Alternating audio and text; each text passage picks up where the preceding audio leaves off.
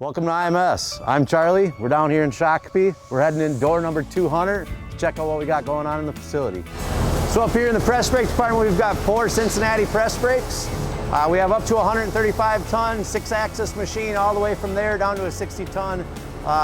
Again, all Cincinnati Wilson customized, or sectionalized, tooling. So again, we hire the best people, we give them the best equipment, we get the best products. So this is an awesome work center to learn all sorts of engineering stuff, from reading and prints, to tool selection, to bend developments, that kind of stuff. Every day is a little bit different up here. We're bending all sorts of different material types and thicknesses.